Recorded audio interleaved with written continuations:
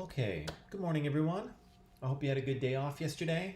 I know the weather wasn't that great. It kind of rained all day, but maybe you got some extra sleep or got to watch some Netflix or do some gaming or do some studying or do some homework. So, hope you had a good day off. Happy Canada Day.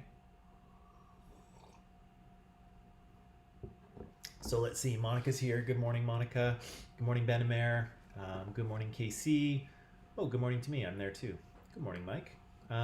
Good morning, Mashid. Good morning, Duong. Baha's here. Good morning. Hello, Ivan. Good evening to you.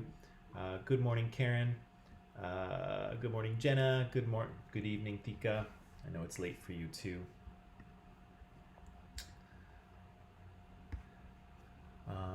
Let's see. Okay, so what we'll do today. We'll pick up where we left off in terms of that alien assignment where we were talking about rules of acting like girls and acting like guys. Um, we'll do that. I have a little bit to talk about in terms of gender norms in advertising. Then I have a video to show you with some questions attached to it, and then at the probably at the end I'll talk just a little bit about the micropaper thing. I'm getting ready to assign you another one, which will be just slightly different. I just need some time to figure that out, but I'll talk about that. I'll do a little kind of a debrief of that toward the end. So we'll kind of pick up where we left off on Tuesday. A little bit about advertising, a little bit of video, and then a little bit of micropaper stuff. So a few things to get through today. Okay. So let's dive in. You will remember, I hope you'll remember on Tuesday, we were just starting this new unit, this new module on sexism, and we're trying to see how our ideas and views and opinions are shaped by social messaging and popular culture. So, in the last unit, in the racism unit, we didn't pay too much attention to popular culture. In this particular unit, we will. Okay.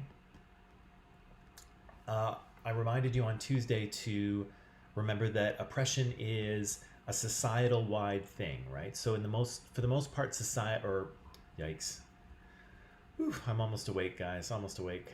Good morning, Erica. Good evening, Erica.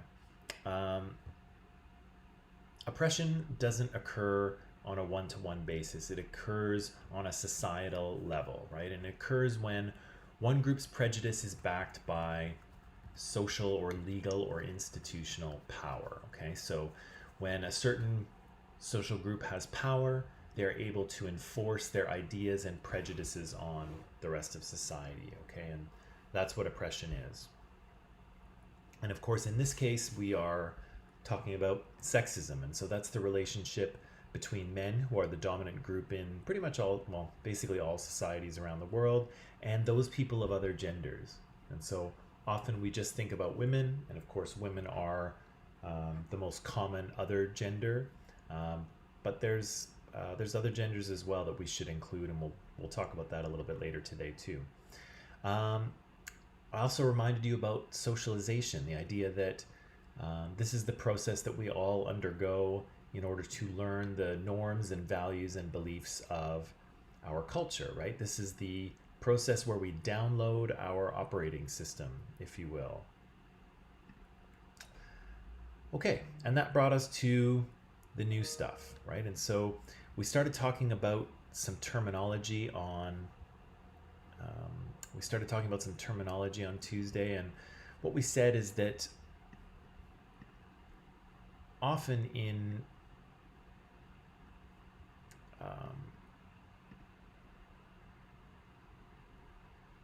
sorry, I just lost my train of thought.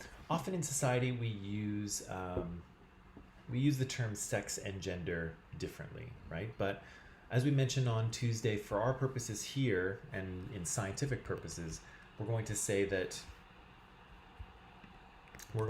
these two things are not the same. Okay, so when we refer to someone's sex, we're referring to their biology, right? We're referring to either their genes, their chromosomal makeup, whether they have two X's or an X and a Y. And we're referring to their physical body and what it looks like, okay? And so usually when we talk about sex with regard to sex and gender, hello Jimmy, we're talking about sex assigned at birth. And so as I told you on Tuesday, for most people, when they're born, they come out of their mother, the doctor catches them, looks at your physical body and says, it's a boy or it's a girl, right? And so from then on, that goes on your birth certificate or your hospital documentation, and that's how people see you, right? And so your parents usually begin to socialize you as the sex that the doctor assigned you at birth. And I said for most people, their biological bodies are clearly male or clearly female, but I also said that there are people who are kind of partway in between, and there's actually more of those people than you might think. But that aside, sex is a biological thing, right? It's connected to people's chromosomes, it's connected to their physical body, and so sex is a biological term. It describes someone's physical body. But we said gender is a different thing, right? Gender refers to two things. One, somebody's gender identity, so how they feel inside, who they think they are inside. And the other one is the role that they perform in society, okay? And so this is what we were talking about with the alien exercise. We were talking about gender roles and how certain genders are supposed to be. And most of us are expected to perform that gender role just as you would if you had a part in a play, right? So when I leave my house in the morning or when I interact with anyone, I am usually expected to perform my role as man, right? I'm also performing my role as teacher, at least I hope so. So I'm kind of performing two roles at once. But the role I'm performing as man is part of my gender role in society, right? And so I'm expected to talk a certain way, to act a certain way, to wear certain types of clothes, to not wear other types of clothes. And if I perform my role correctly, right, if I perform my role of man correctly, then people will generally accept me, right? If I don't perform my role properly, if I violate gender norms and gender rules, people may be unsure how to interact with me, right? They may not want to talk to me, they may tease me, they may be a little confused about who I am. And so there is, just like when we talked about socialization for the first time, there is pressure to follow social rules, right? And so all of us have a certain amount of pressure to follow our gender norms, right? To follow or to fulfill our role in society as the gender that we are, okay? So gender is two things. Gender is your internal identity, who you think you are, a man or a woman, or some sort of mixture of the two, or as neither of those two things. And it's also the role you perform in society. And what we'll talk about a little bit later is the idea that these roles and many of these characteristics are culturally constructed, okay? So they're not based necessarily in biology. They are what our societies have decided men should be and what our societies have decided that women should be. And then our societies train us to be those things, okay? So gender is not a biological thing. Gender is a cultural thing, okay?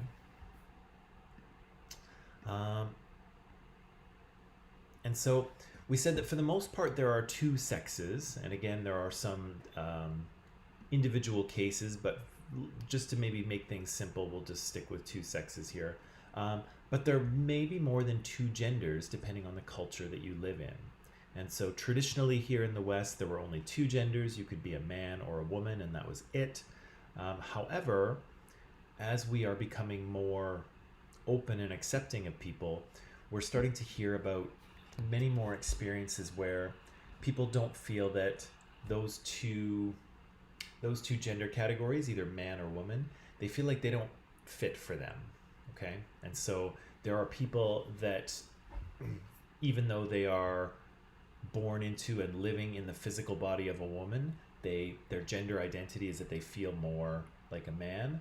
There are people who are born into and living in male bodies who feel like they are female. And then there's people who feel like they're not either of those things. Okay, and what I said is that for many cultures, there are only two genders, there are only two roles that you can play, but not all societies are like that. And so I mentioned here in particular, many First Nations communities traditionally had a designation called Two-Spirit. And Two-Spirit people were, again, people who didn't fit into the standard gender roles of men or women. And so they were able to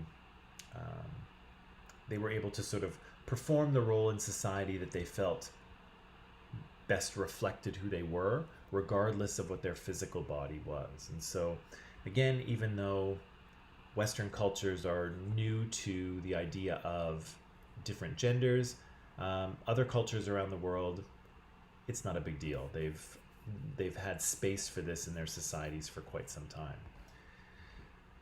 And so we said that the way that we often describe these things are with some terminology. And so I said that for those of us who our gender assignment and our identity, so our sex assigned at birth and our gender identity are the same, we call those people cisgender, right? And so I, for instance, am a cis man. I was born into the body of a male, and my gender identity inside is male. I feel like a man. And I go out and perform the role of man in society, right? So that makes me a cisgender person or a cis man. Some people, of course, that's not the case, right? Their physical body or their sex assigned at birth is different from their gender identity, and we refer to those people as transgender people. And then finally, there are people who feel they don't fit into either of those categories, and so some people will use terms like gender non-binary, and so they're not one or the other, they're kind of a mix of both. Some people like to refer to themselves as gender queer, some people like to refer to themselves as gender fluid, and I think there's a few other terms as well. So again, kind of what we're seeing now, at least in Western society, is that there are the idea of human genders is much more complicated than you're either this or you're that. Okay, there's lots of other types, there's lots of other ways that people can be. And again, the safer it becomes for people to talk about this stuff, the more we will learn and the more we'll see, okay? Yeah, and so regardless of what our gender is or what our physical body looks like, we're all going to be born into a society that will try to enforce gender roles assigned to us at birth. And so again, like I said, when you are born, the doctor will usually say it's a boy or it's a girl, and then pretty much immediately society and your parents and other members of your family will start socializing you according to the gender that you are, right? And so again, if you're a boy, your family will start to dress you as a boy, give you toys that belong to a boy, teach you how to be a boy and teach you how to be a man eventually. And the same thing for girls, right? Girls will immediately be dressed as girls, they'll be given toys that are appropriate for girls, and they will be raised as girls and as women, right? This is the same in all societies, basically. We talked very briefly about sexual identity and orientation. Again, this is a slightly different thing. This is a slightly different thing than gender. But we said sexual orientation was who people desire as a sexual partner. And we said that sexual identity was how they expressed their sexual orientation to society. Okay, and so what causes a person's sexual orientation, I think, is not entirely clear yet. But what determines someone's sexual identity has to do with the society they live in, right? And so, um, depending on the society you live in, heterosexual might be the only sexual identity available, right? Because homosexual identities might be, um, there might be consequences or punishments for expressing yourself that way, okay? But in other cultures, it's perfectly fine, and people can identify themselves that way. So sexual identity has to do with what your culture will allow you to do, okay? So I'm going to jump ahead this is a nice little summary diagram that talked about um, biological sex, so sex assigned at birth, gender identity, gender expression, and romantic and sexual attraction, right? So um, this little diagram, even though it's kind of cute, it does a very good job of identifying some of the ways in which people can be different, right? And it also, I think, encourages us to think of these things as separate. And so, again, just because you are a biological male doesn't necessarily mean that your gender identity is male as well. And it doesn't necessarily mean that you will be romantically and sexually attracted to women, right? These are things that we can't necessarily assume about people. Again, there are more common combinations and there are less common combinations, but these things kind of function reasonably, well, maybe not reasonably independently, but we should not assume that we know things about people just by looking at them, right? So if we see someone who appears to be a biological male or a biological female, it doesn't mean that we can necessarily know any of these other things about them, okay? All right, and that brought us to this guy, our alien. And so what I asked you to do on Tuesday is I said that an alien was landing in our group amongst us, and it was here to study humanity, but it had to blend in. And so it could shapeshift, it could change itself to look like a human male or a human female, but of course it had no idea how to act like either of those things. And so if the alien wants to blend in, it needs to know how to act. And so the first thing I asked you to do was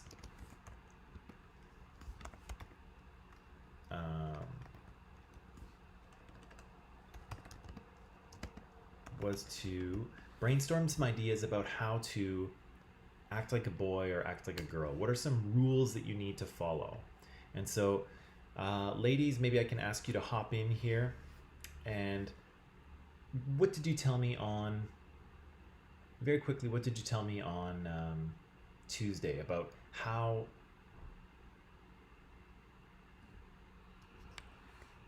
do we act like girls? What kind of rules do we need to follow? How do we need to be in order to communicate to the world that we are women?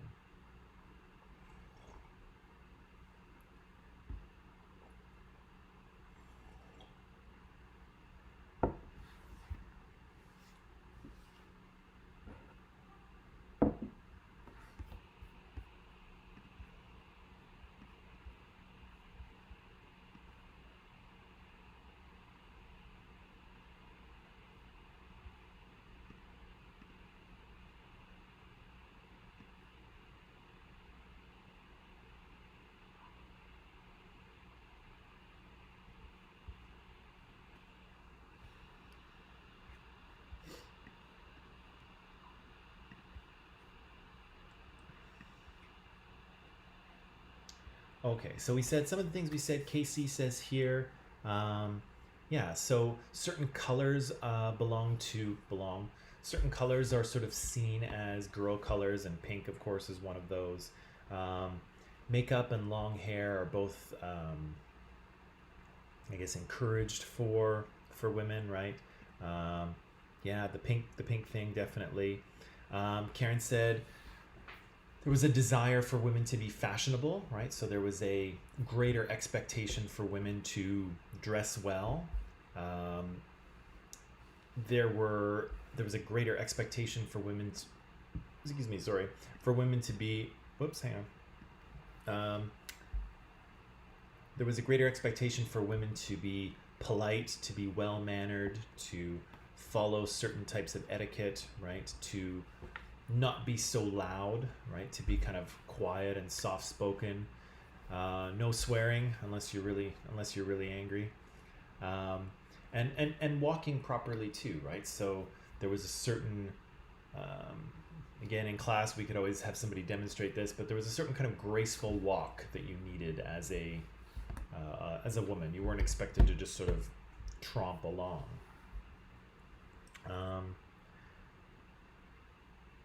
Yeah, so those are some of the things we said. Guys, do you have anything?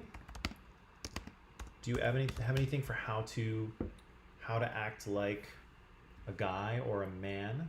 What kind of things do us guys need to remember?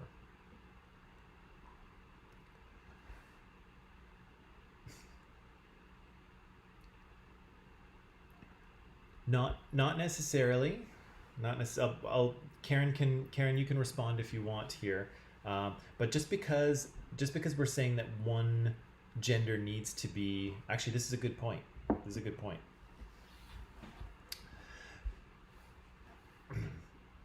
This is a good point. Okay, thank you for saying this, Baha. Thank you for saying this, because this is a trap that many people fall into when talking about all kinds of things, right? And the trap is that if something is one thing, it can't be something else, right?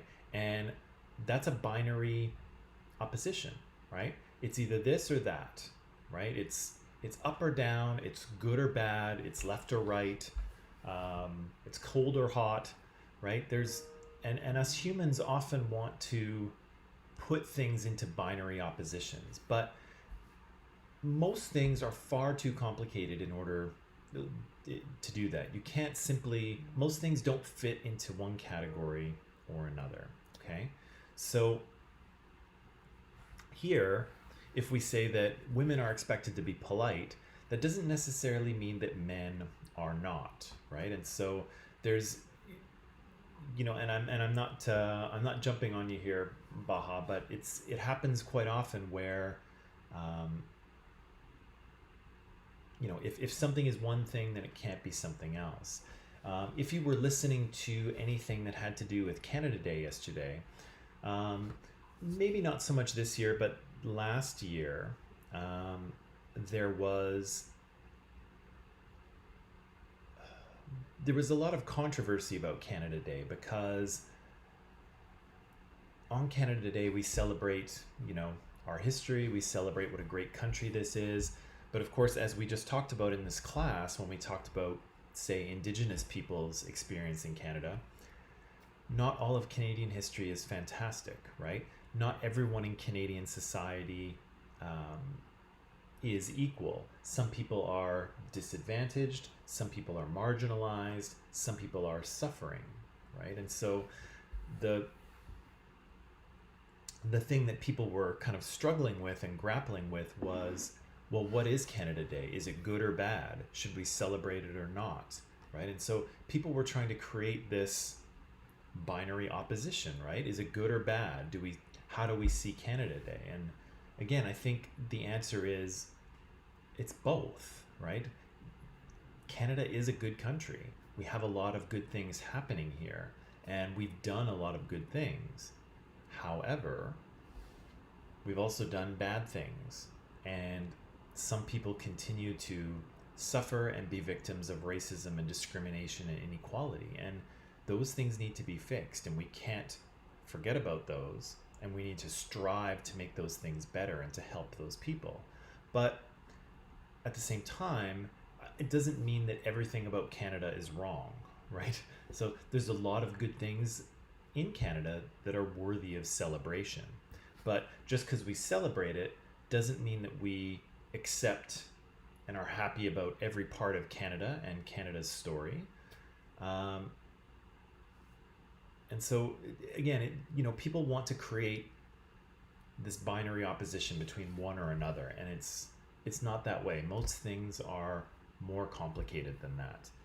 But again, we see it very often in the media where people are trying to decide, is something good or bad, right? What category do I put it into? Do I put it into the good box or the bad box? And again, some things fit into the good box and some things fit into the bad box, but most things don't, right? Most things are more complicated. And so be careful when you're thinking about something. Be careful if you are trying too hard to force it into one box or another, right? And so, again, Baha is a perfect example. Women are, there is social pressure for women to behave themselves, right? To be polite, to follow manners and etiquette. Does that mean men are the opposite and they are expected not to? No, not necessarily, right? It was just both things can be true at the same time. And so, and Karen responded here. Ken said men are polite, but I think there's more pressure for girls to be or are taught at a younger age. Yeah, and so I think you're right about that, Karen. And maybe one thing I could add to your comment and to Baha's comment is that if girls are impolite, there are stronger punishments for that, right? Part of being a boy is that boys are expected to be a little bit rowdy, right? They're expected to break the rules. They're expected to be, boys will be boys kind of thing. And so often when boys break the rules, they get lighter punishments because it's assumed that they will, but girls aren't really supposed to break the rules. And so when they do, there's often a stronger pushback. Okay. So, yeah, I definitely agree with you. I definitely agree with you, Karen. Baha, you bring up a good point. And you also say here, but we're talking about one gender and it should be the opposite of the other gender. Well, in many cases it is, right? In many cases it is. But I think we could probably agree too that there are larger values that apply to everyone, right? And so politeness is a societal value, right? We are expected to behave a certain way towards other people, right? So even though our gender roles are different and our gender expectations are different, there are some general things that apply to everyone in society, right? But they may not apply to each other in the same way, or again, there may be different consequences for breaking those rules. And again, actually, that brings up a point that we'll get to very shortly when we talk about advertising. So about the opposition and about when you sort of cross the line. Okay, that was really good. That was good. Thank you, Karen and Baha, for that.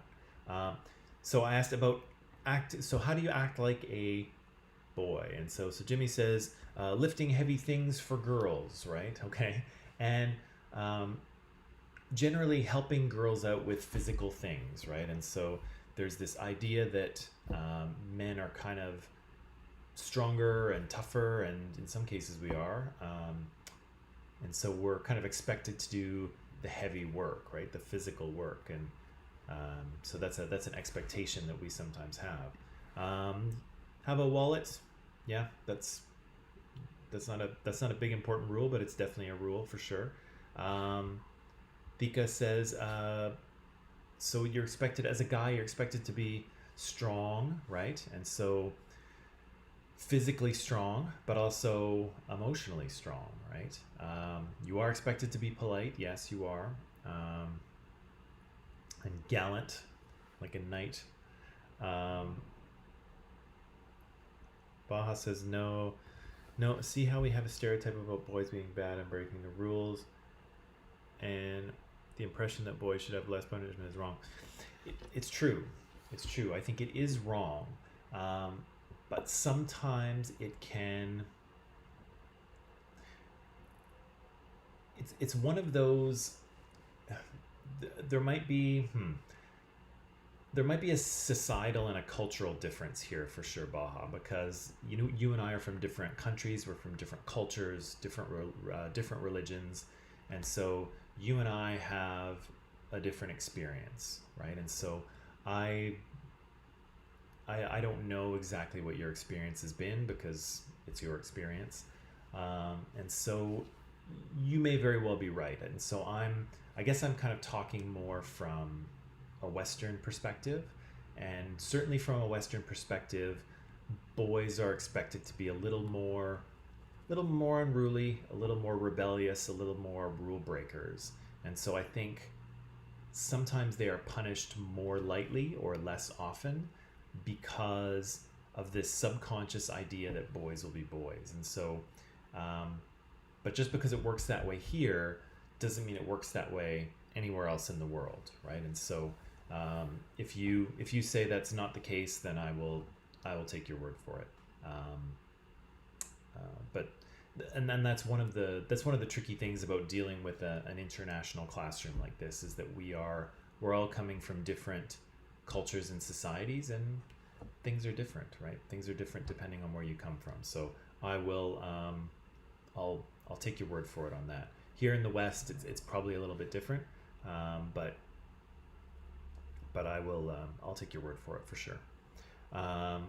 Okay, so Karen says, have a deep voice, even when screaming. Okay, so yeah, when you scream in terror at a scary movie as a guy, don't scream in a high voice, scream in a low one. Baha says, passion. Okay, so you're supposed to like cars and speed and action, right? You're supposed to care about muscle. I assume that's like muscle on your body and hitting the gym, which I haven't done in a long time. So so here we have some ideas about what men should be in terms of their how they should act, in terms of being strong and polite, that they should help out girls and maybe lift heavy things. We have some ideas about how one should speak. One should have a deep voice if they want to portray themselves as a man, and about their interests, right? And so guys are supposed to be interested in cars and maybe risky sports or risky endeavors, action and action movies, and maybe muscle, right? So there are some rules or expectations about physical appearance for guys as well, right? Good. All that stuff is good. And so Justin's got one too here. As I mentioned, this was another class that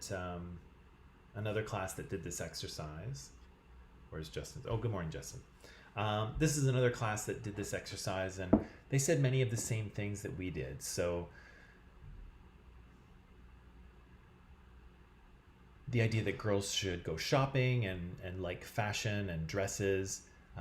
We did have something about expressing emotions, and that women sometimes are encouraged to express a broader range of emotions, or at least they are able to express their weakness and vulnerability.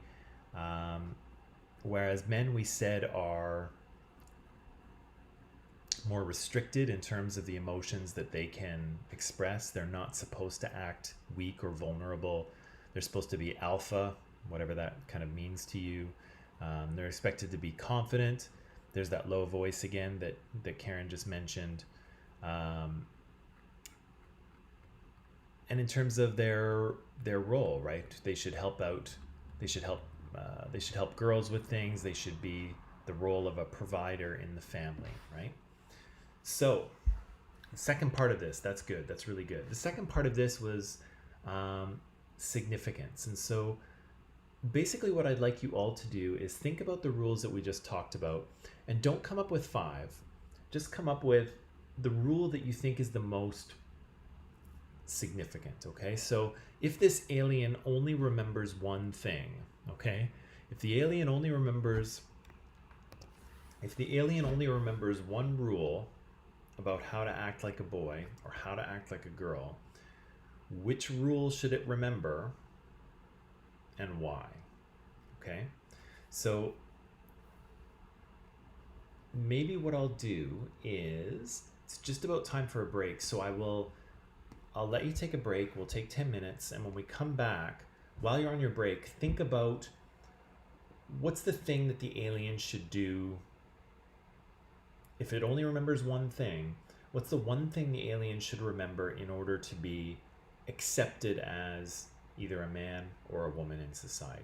Okay, so again, take some time, take a break, stretch your legs, but think about that. What's the most important rule for the alien, and why is it the most important rule? Okay, think about that. I'll see you back here after our break, okay?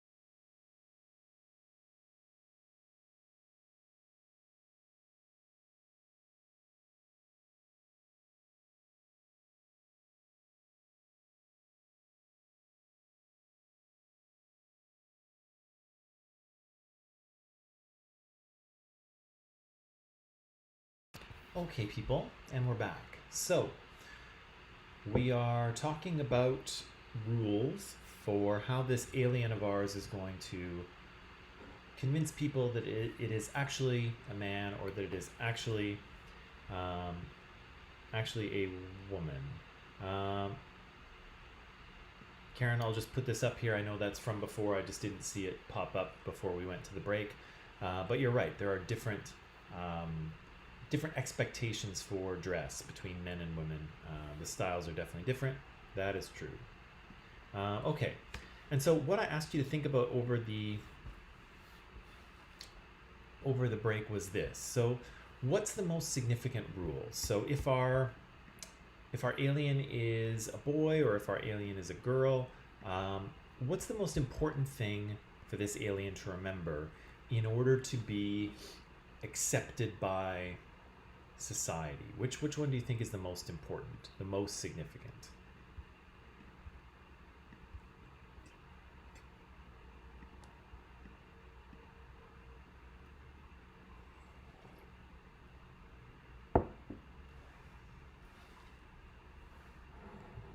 Oh, it's for now. Oh, sorry. Oh, okay, I get it. I get it. I get it. Okay, sorry, Karen. Sorry about that. Okay, so Karen says the way of dressing because men and women's dressing styles are different. Okay. Okay. Sorry about that, Karen. Okay. What else do we have? Other other significant rules. If this alien just remembers one thing, what rule should it remember?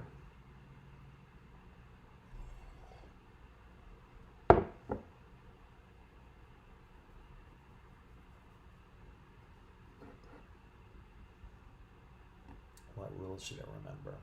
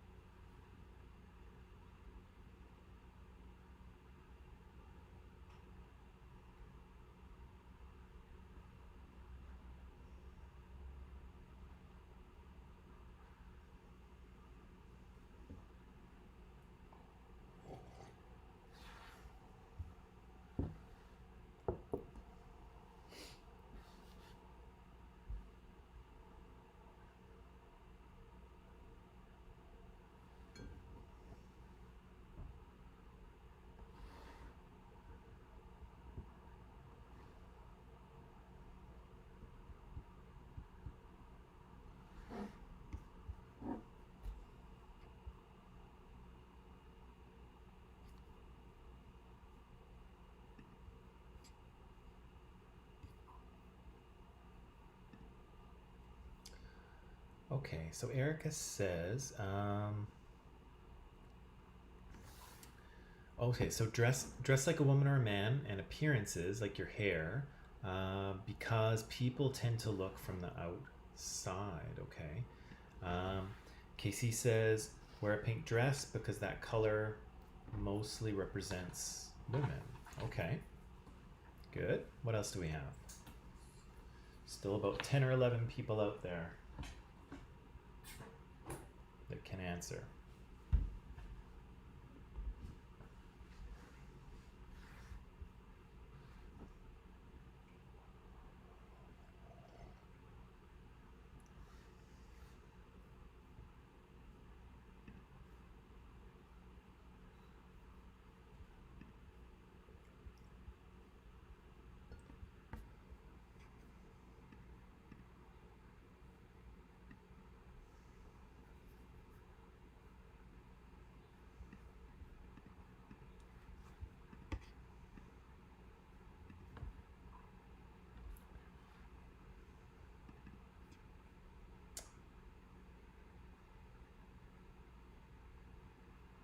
Uh, okay, maybe.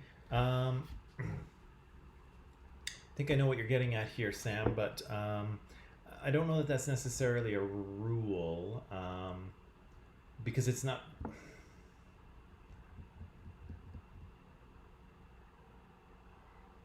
I think most people wouldn't really know whether you were kind of following that rule or not. For guys, definitely playing sports. Yeah, men are expected to be sporty, right? Men are expected to be more sporty, I think, than girls are. Um, what else? What else do we have?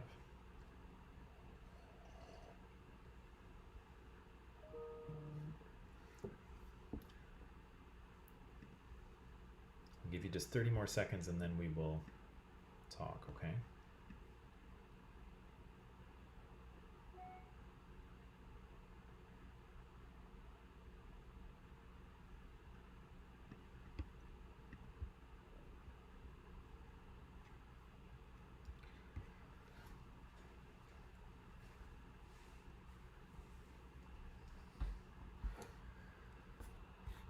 Okay, so most significant rule, the ones that we came up with, um, the one we came up with, Karen said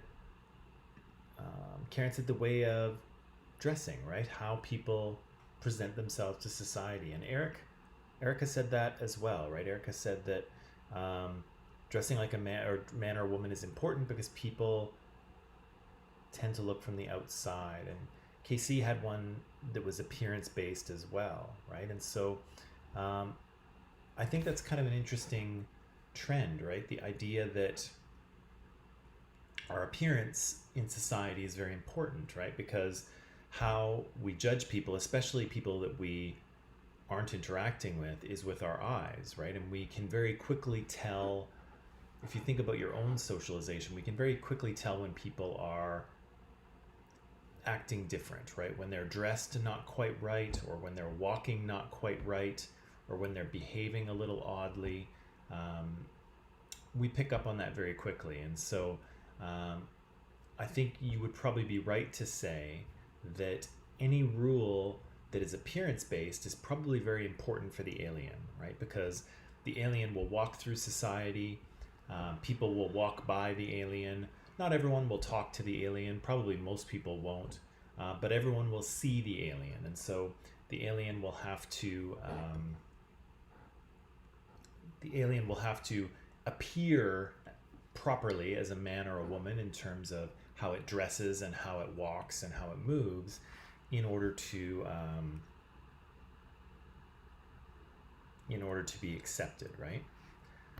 Okay, so I'm just going to jump ahead a little bit here to this part. And so what I'll say is, regardless of our gender, right, regardless of whether we're our sex assigned at birth is male or female, again, we're all born into a society that will enforce those gender roles. And so we'll be taught to be boys and men, or we'll be taught to be girls and women. And there will be consequences if we violate those gender roles, right? If we don't act like a man, or if we don't act ladylike, people will say something, right? People will try to correct us. People may look at us or make a comment, because again, societies try to keep people in line, right? They try to ensure that everyone follows the rules. And this is just like those Seinfeld clips that we saw, right? Where people violate social rules, and then there is kind of discomfort and consequence around it, right? But again, we should remember that a lot of the things that we are taught about sex and gender differences are cultural differences, okay? So they're culturally constructed, they're not natural. And so the way that we dress, the color pink, liking sports, caring about muscle or having interests in cars or speed or action, most of those things don't really have anything to do, being strong and polite and gallant, none of those things really have to do with anything biological, right? They're all cultural rules. They're all cultural expectations, right? They're things that our culture says that we should be. And so, again, what we should remember is that a lot of our ideas about what men are supposed to be and what women are supposed to be are in fact cultural rules. They are made up. There is no real biological basis to them. Some rules have a biological basis, but the large majority do not. Okay. All right. So let's talk a little bit about advertising. Okay. So some recent statistics here say that kids may spend up to 6 hours a day for 180 days a year in school, but kids are interacting with media up to 11 hours a day. Okay, and so you can include TV, you can include, I guess you could include newspapers, but nobody reads those things anymore.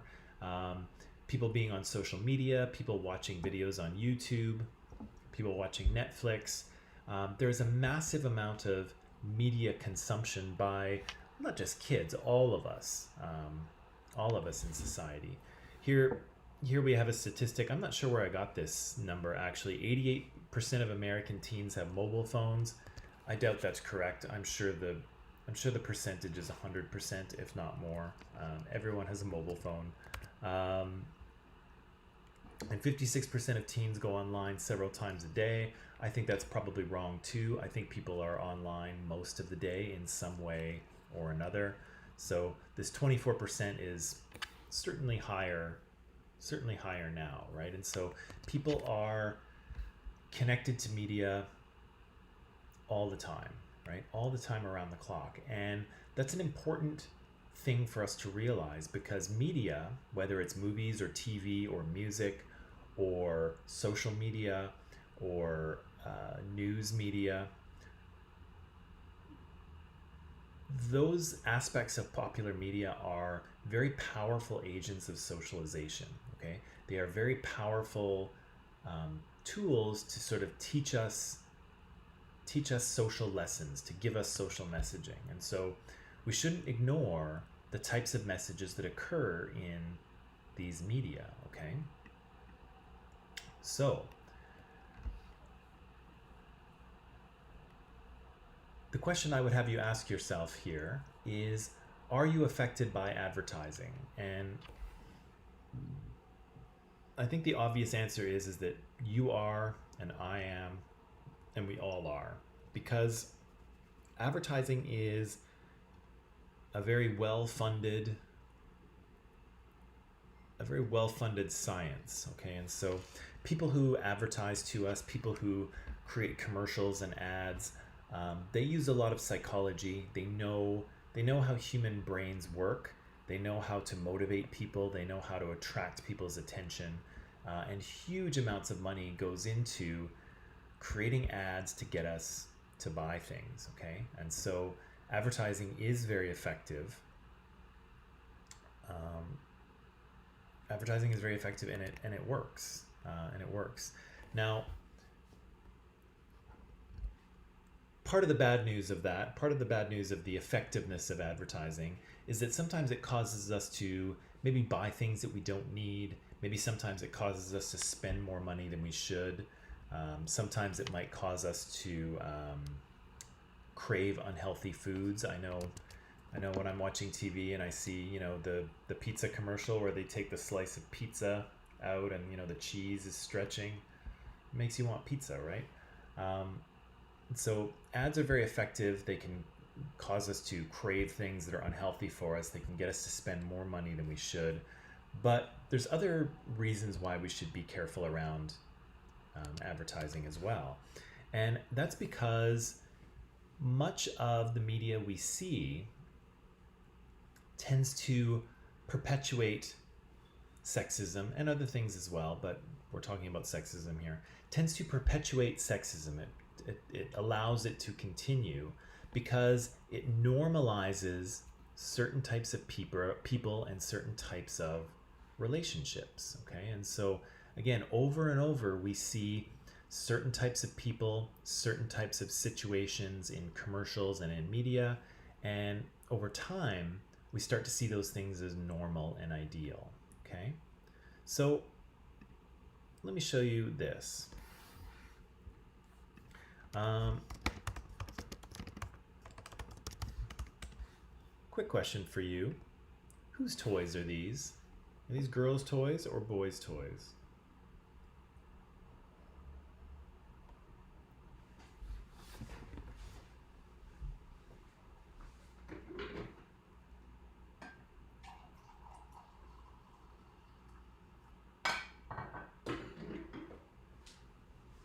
Girls' toys or boys' toys? What do you think?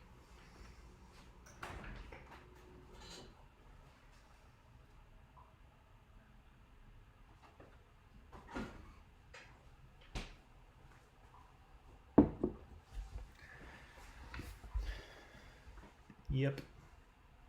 Yep. Yep. Yep. Definitely correct. Definitely correct.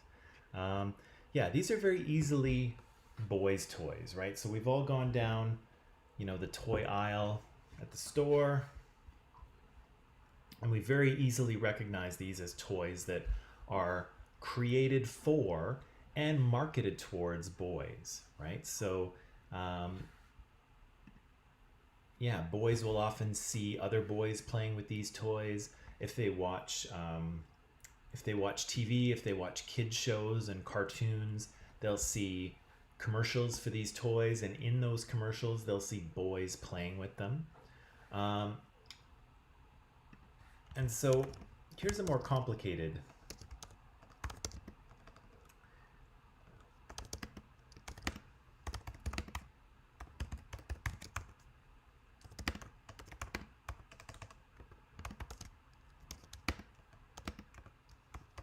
Here's a more complicated question for you, a little more challenging. Um, what kind of messages do you think are being communicated with these toys? So, by creating these toys and saying to little boys, here you go, here's what you should be playing with, what are we telling them about their role in society? What are we telling boys about who they should be and what they should be like? Okay. What kind of messages are we, what kind of things are we teaching little boys with toys like this?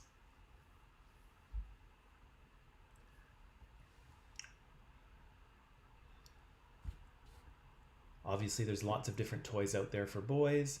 Um, these are pretty typical. So, Jimmy says to be a strong man, right? So, um, definitely, I'm looking at you, Captain America, with your big muscles bulging out of your uniform, right? There's a lot of strength being communicated there, right? Casey says, like boys should be strong, like superheroes, and the cars represent jobs. Oh yeah, jobs that they should do in the future. Yeah, so these three Marvel characters here, we've got Groot and Captain America and Hawkeye. Those three are really powerful, strong guys, right? They've all got muscles. Even Groot, who's a tree, has muscles for some reason, but we don't need to get into that. Um, so we see a lot of strength portrayed here, but we also see some ideas about ideal jobs, right? About male jobs. So here we see a little police car. It's kind of cute at this period, right? Little police car. Here we see some construction equipment, right? There's a couple of trucks here with a backhoe and things like that. And then in the bottom corner, we've got what looks like some army guys or some military police, right? Yeah, they should be strong like superheroes. So we've got messages of strength, we've got messages of power, and interestingly, I think we could agree that we see those same ideas of strength and power and action show up in the other toys as well, right? The superheroes, obviously, but if you're a police officer, are you supposed to be strong and powerful? Yeah. Are you supposed to take action in the face of crimes and bad guys? Yeah. Same thing for the guys in the army, right? Maybe you should join the army because the army is full of guys that are strong and tough and fight the bad guys too, right? And here, if you want to work on a construction site, then that's very powerful and a strong thing to do as well. And here in the middle, we've got these guns, right? And so all of these, or many of these toys, have a thread of physical violence running through them as well, right? Captain America is not going to defeat evil by talking to them. He's going to kick their butt, right? And so are the military, and so are the police. And if you have cool guns like this, you can kick people's butts as well, I guess. So all of these messages are kind of running through these toys for boys, right? The idea that they should be strong and powerful and active, and they should kick butt, whoever the bad guys are. But of course, toys for girls are a little bit different, right? If we go down the aisle with the girls' toys, we see a totally different thing. And so I'll ask you the same question again here. What messages are being communicated with toys like these? What are we teaching young girls about themselves, and what are we teaching young girls about what society expects of them with these toys?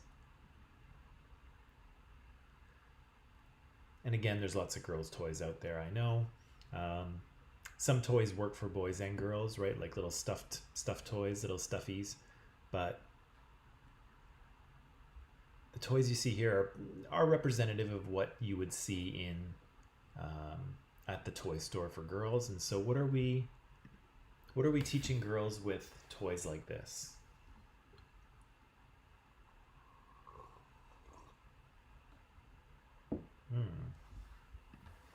So Karen says a couple things. Number one, they should care about fashion. They should care about how they dress, right? And so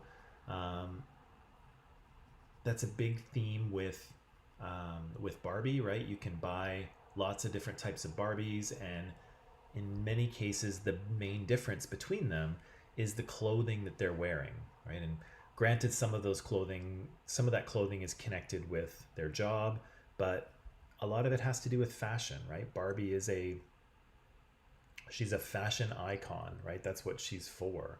But Karen says they should also care about babies, right? So here we have in the bottom left, we have a little baby doll here, and she's in a bath, and she's got all of her soaps and things.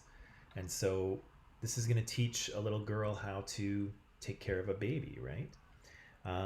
Jimmy says here, girls should know how to dress. Yep. So there's ideas about fashion with Barbie, and maybe with the little makeup table here in the top center, and also how to take care of a baby, right? And makeup as well. Yeah. So we have this cute little makeup table.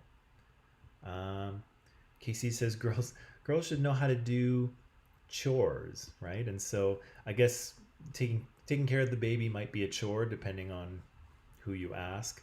But certainly in the top right here, we see a little kitchen, right? There's a little oven and a little stove top there, and this girl has all of the sort of cooking utensils to make a meal, right? Yeah, and Thika says how to take care of the baby probably, and how to cook. Rashid says, yeah, doing housework, right? Taking care of the kid, making meals, and looking pretty, right? Like Barbie, dressing up nice, doing your makeup.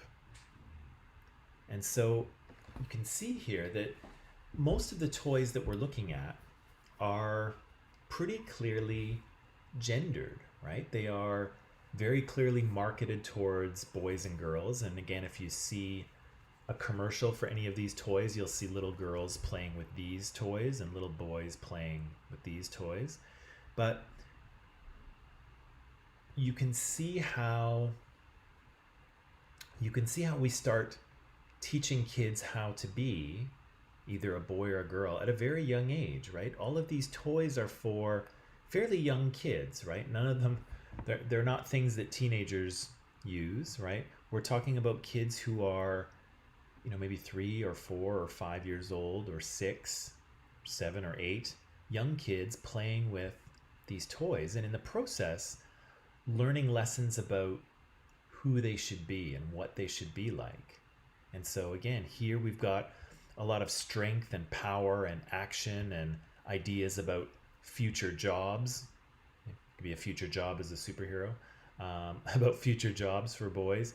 But here, we don't have any of that, right? Here we have most of what is being taught to girls is that they have to take care of their appearance and they have to look after the home, right? And so Lily says here a toy helps kids imagine things when they play with them. Yeah, very true. And so the question is, what are they imagining, right? Are they imagining, an active, strong, powerful, maybe even violent future?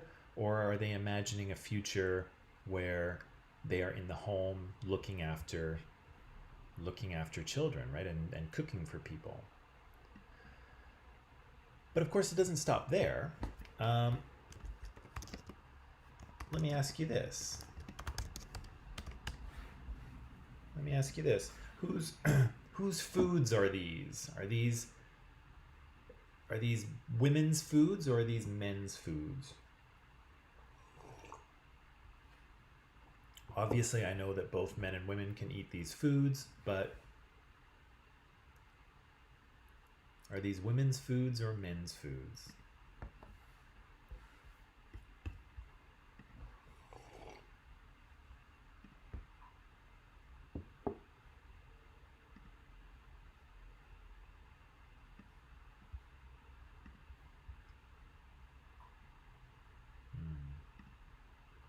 So Karen says women.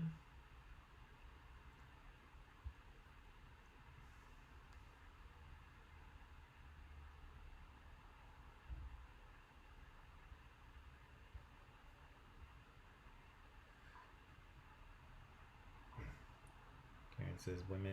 Casey says women. It's women's food. Lily says. Vika says women. Yeah.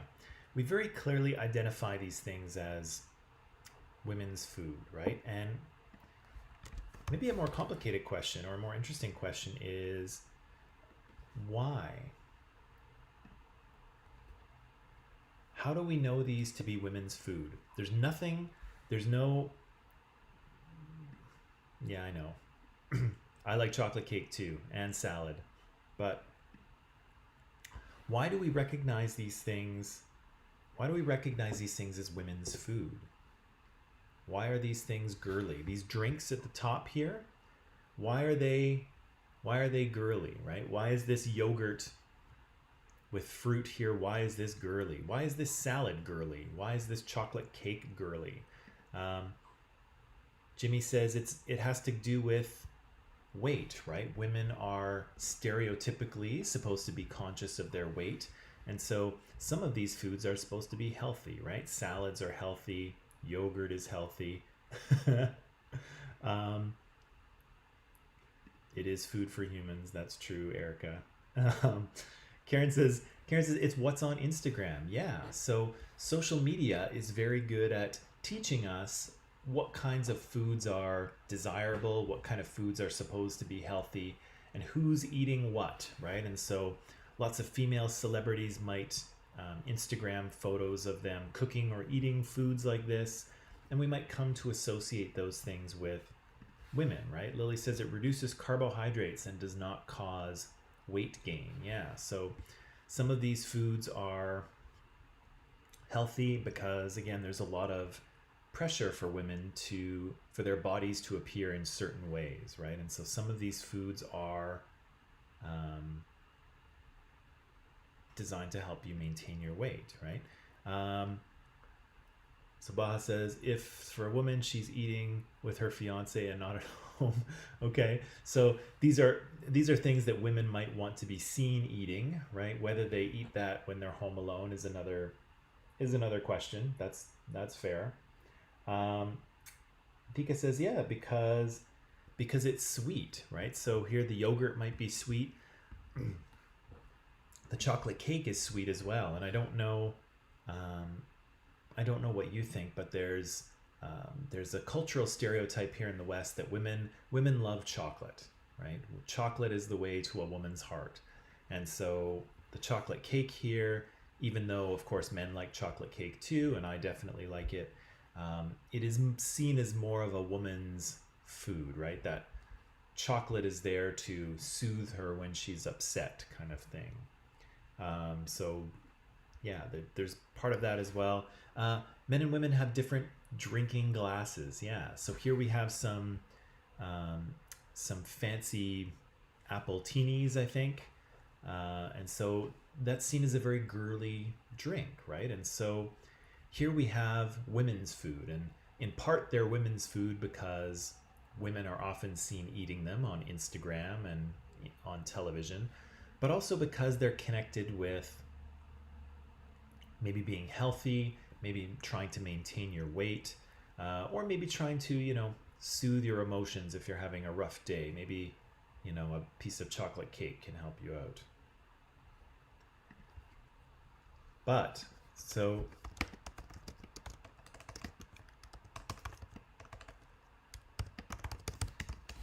whose foods are these?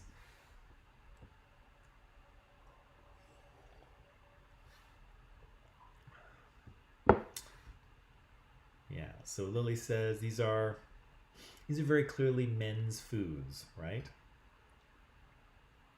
So in the bottom right corner here, we've got some bacon.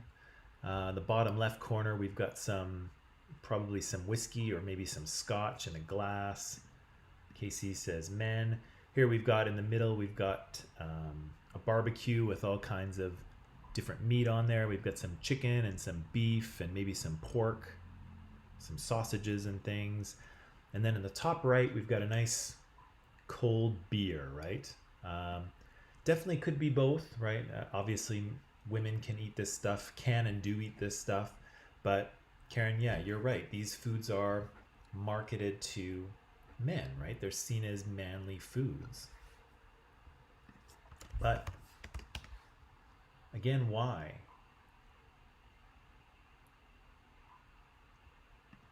I know. It's okay. It's okay to love both. It's okay to love both. But yeah, my question is why? Why are these foods manly? Even though we can all enjoy them, why are these foods seen as manly? So Casey, but because they're strong flavored foods, okay. So meat can be have a strong flavor, especially if you do it on the barbecue like this. Bacon has a very strong taste and smell, right? You can smell bacon when it's cooking. The whiskey is very strong flavored as well, right? This whiskey or scotch, that's a very strong alcohol. These foods can be seen as making you gain weight, right? So bacon is seen as really fatty and that can make you gain weight. This meat has a lot of calories and that could make you gain weight. Same thing with beer. Beer has a lot of calories in it too. And so these are foods that women might avoid or might want to avoid because again, there's more pressure on their physical appearance, right?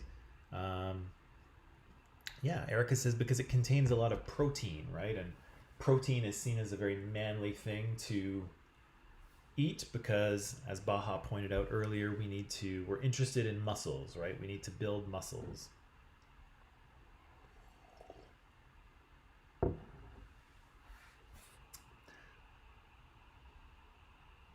Okay, so here we have, again, different foods. And even though we have pointed out that, of course, both genders can eat these foods, there's no problem with that. And of course, both genders do. We market food to different people, right? And so again, if a company is trying to sell you a nice cold beer or bacon or something, they're probably going to show you men in the commercial, right? They're probably going to advertise to men. Whereas if a company's trying to sell you yogurt, then it's probably going to be a woman eating the yogurt in the ad, right? Not always, but usually, right? Karen says here, yeah, men used to hunt meat, so eating it makes them manly and strong. Yeah, that's true too. There's this traditional view of men as the hunter, and so men eating meat makes them manly. Yeah, that's good too, Karen.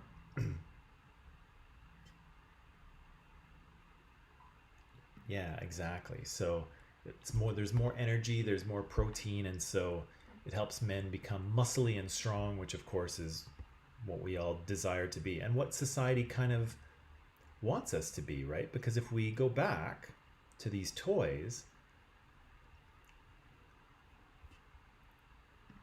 look at how these guys look, right? Look at Captain America.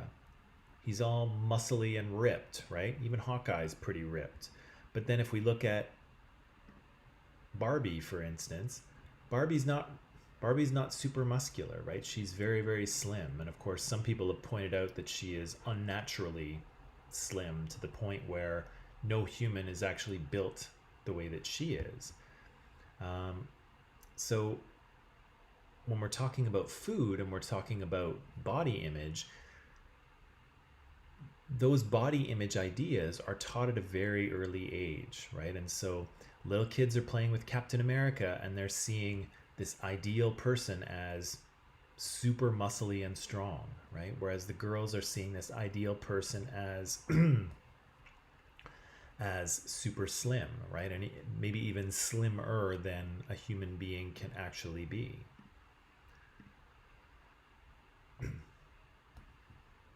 And it doesn't stop with food and it doesn't stop with toys, right? So here we have two products that, of course, both men and women use, right?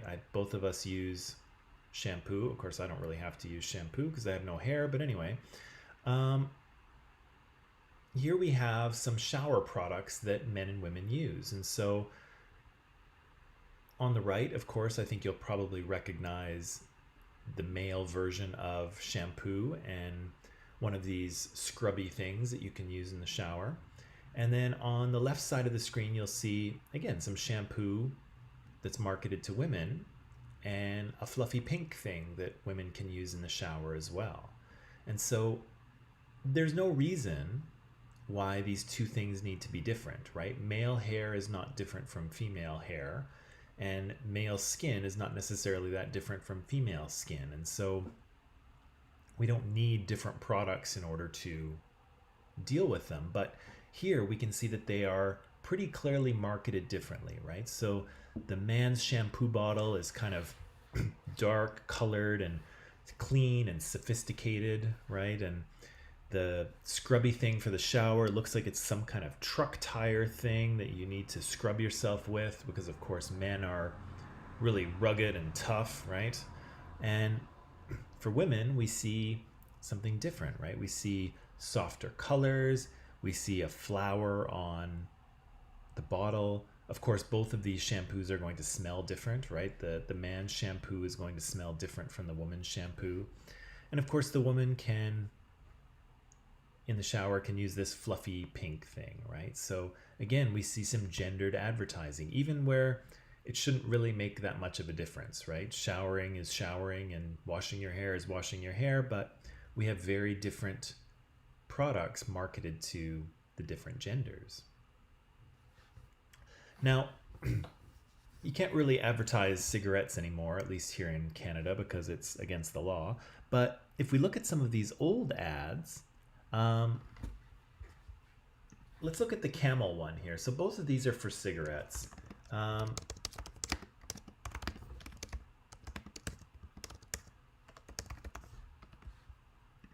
Let me ask you this. What kind of messages is the Camel ad sending? So here we have, it's an ad for cigarettes. It's probably from the 1980s, I'm guessing, maybe. We have these Camel cigarettes and this guy sitting here and it says where a man belongs. So what kind of messages are being sent by the Camel ad? Yes, it's an ad for cigarettes, but what's it saying about, what's it saying? What's it trying to tell us? because again, these Camels are marketed to men, right? Smoking is only for men, or at least this brand, right? So Camel is trying to sell to men. Karen says it's for strong outdoor males. Actually, that could be Karen, you could use that instead of where a man belongs. You could probably use that same, it's for strong outdoor males, and that would work too. Um, yeah, what kind of messages are being sent for the Camel ad?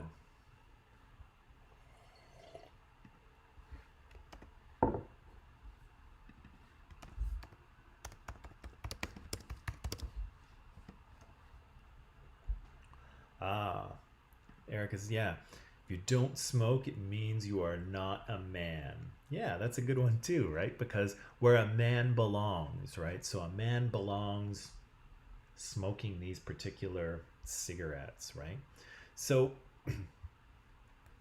here we have a very gendered ad, right? So Camel cigarettes are trying to sell to men, and so here in the ad, they've got this very strong, rugged-looking dude sitting on the back of his vintage motorcycle, right? That's a cool thing to do, right? He's got his leather jacket, looks a little scruffy, smoking his Camel, being tough, right? That's um, yeah, a long road trip might make you want to smoke a cigarette, perhaps.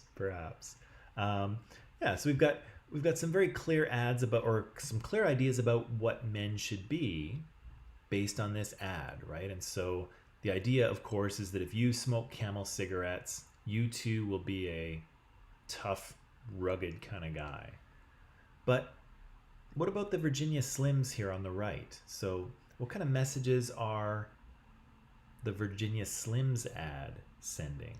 Because I think we can admit this is a very different advertisement than the one for Camels, right? And again, this one is being targeted specifically at women, right? This is an ad specifically for cigarettes for women. Yeah, that's part of it, right? So there is the um, there is the pretty clear implication that smoking these cigarettes will help you stay slim and look beautiful, right? You can see here it says women evolved long, slim fingers. Therefore, women should smoke the long, slim cigarette designed just for them. The theory of slimness, right? So they are they're implying that if you smoke, it will help keep you slim, which actually is not entirely wrong, but it's a bad reason to smoke. But yeah, they're saying that smoking will help you with your weight loss. Casey says this type of slim cigarette is what women should use because it's designed to be slim and long, and that's what women should be. Yes. For women, Lily says because the nicotine content is less than other cigarettes as well. Yeah. So there's this idea of there's also this idea of women being kind of more delicate, right? Maybe not as rugged, maybe not as tough as men. So there's not as much nicotine in them. You don't need as much. And of course, the cigarettes themselves are physically skinnier and longer than the Camel cigarettes that you see. So here we see a totally different set of messages, right? The idea that women should be slim and elegant,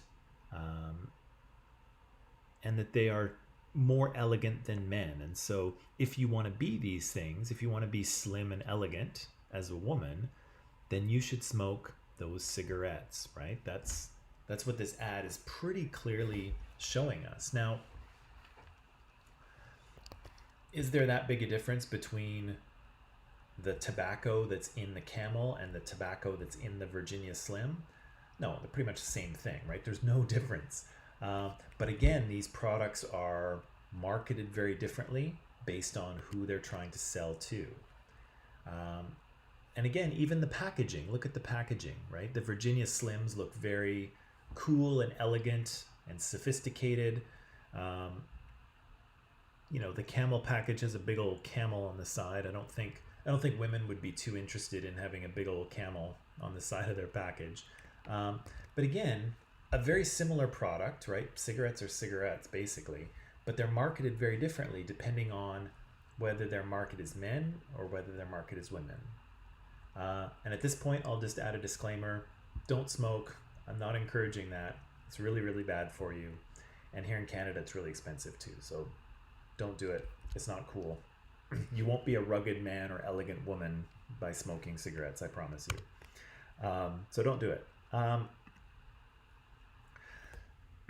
The other thing that's kind of interesting here is that even though these cigarettes are like Marlboro or Camel or Winston, even though they are marketed to men, women may smoke these brands as well. However,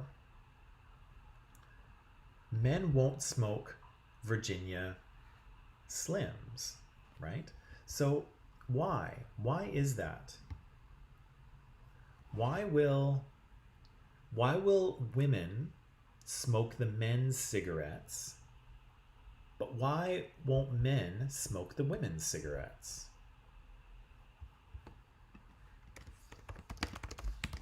Why is that?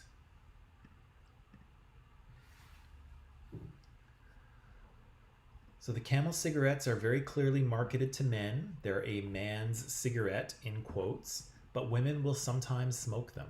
Yet, the Virginia Slims that are marketed to women, men will not smoke those things. Why is that? Why not?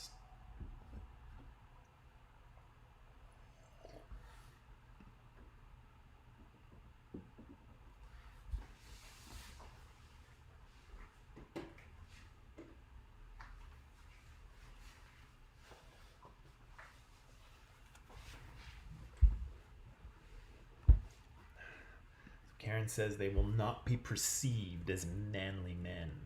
Okay. Very true. There's a little more to this, but that is very true, Karen. That's good. What else? What else? They won't be perceived as manly men.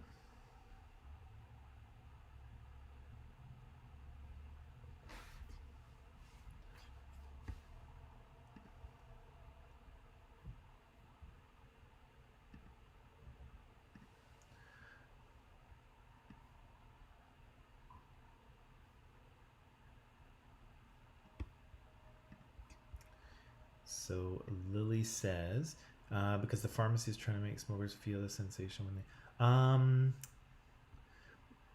they, maybe not so much.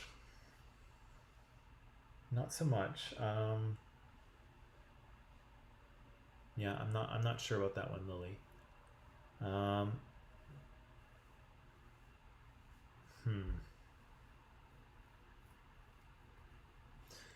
Okay. So here's what's happening here, and Karen, you're about halfway there, which is good. What's going on here? Well, it has to do with the direction of power. Okay, so we've agreed that in really in all societies, men are the dominant group, right? Men are the ones that have power. And so when minoritized groups, like women, when they borrow something from the dominant group, they actually gain status, okay? So they look cool because they're borrowing something from the dominant group. But the dominant group, if they borrow something from a minoritized group, they often lose status. They often don't look as cool, okay? And so for this reason, you can see women sometimes they'll wear pants, they'll wear a suit jacket. Sometimes women will wear a full tuxedo and they look great, right? They look awesome. They look really cool. But men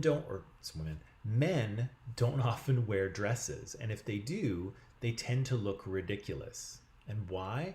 Because it shows us the direction of power, right? When women borrow things from the world of men, they gain status. They look cooler. When men borrow things from the world of women, it doesn't help them look cooler. And again, it has to do with the difference of power within society, right? Um, Same thing with colors. And so blue is traditionally a guy's color, and pink is traditionally a girl's color. And so women will wear blue all the time, right, without any issue.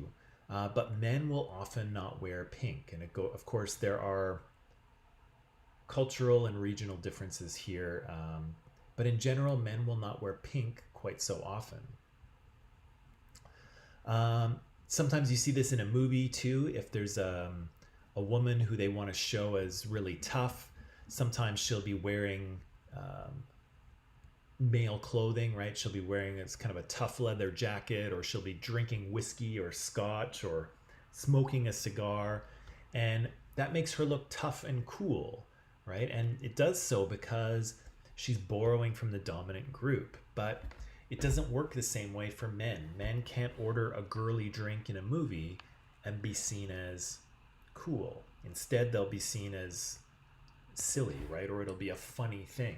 So, and again, I'm not saying any of that is necessarily logical, and I'm not saying any of it is right, but I'm saying that's often what happens, is that if you have a power difference in society where men have more power than women, when women borrow things from the world of men, it is seen as cool, right? It helps raise their status. They look cooler, but it doesn't work the other way. If men borrow something from the world of women, often it hurts their status. It makes them look silly or effeminate, or if they do it in a movie, it's usually a jokey thing, right? For a guy to order a girly drink. And so again, I'm not saying any of that is right, but it shows us where the power lies in society, right? And so women will sometimes borrow from the world of men in order to gain status or to kind of look cooler, but it doesn't work the other way, right? It doesn't work for men. Okay, that took a little longer than I thought, but that's okay. I'm going to end it there because we're right out of time. Thank you for participating in the live chat. That was really good. You had really good ideas today. I was really happy with that. Tomorrow, come back tomorrow and we'll keep doing other stuff. Okay. So that's all for today. I'll see some of you in about 10 minutes in comparative cultures, and some of you I will see tomorrow. Okay. So thanks very much for being here. Have a good day. I'll see you tomorrow or in 10 minutes. Okay.